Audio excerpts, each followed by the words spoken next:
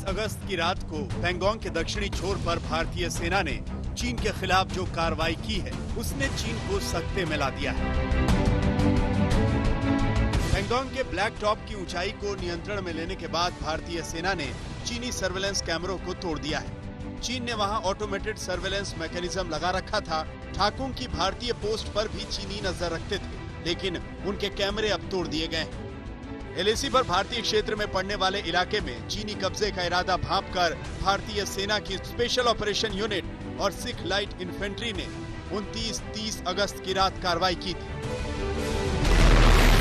पिछले ही हफ्ते सेना की एंटी टैंक गाइडेड मिसाइल को वहां तैनात किया गया, जो चीन के नियंत्रण वाले इलाकों को निशाना बना सकते हैं।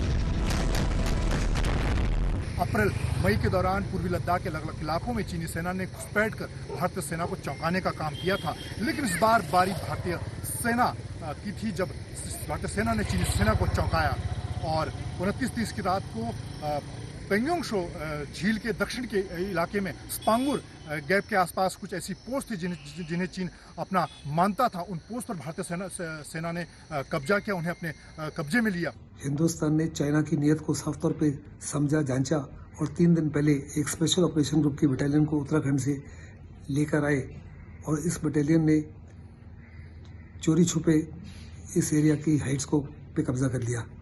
जब 29-30 अगस्त की रात को चाइना ने 200-300 सैनिक लेके आए तो वास्तव में हिंदुस्तान ने उसके लिए ट्रैप रखा हुआ था और हमने उनको आसानी से पछाड़ दिया।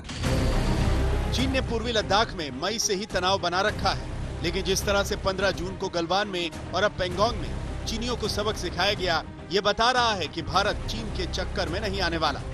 हालांकि चीन की तरफ से कहा गया है, चीन ने भारत के सामने मुद्दा उठाया और कहा है कि वो अपनी सैन्य टुकड़ियों को नियंत्रित करे, वादों को निभाए, उकसावे की कार्रवाई को रोके, एलएसी का उल्लंघन करने से अपनी सेना को रोके और तुरंत हर वो कार्रवाई रोके जिससे परिस्थिति गंभीर हो सकती है।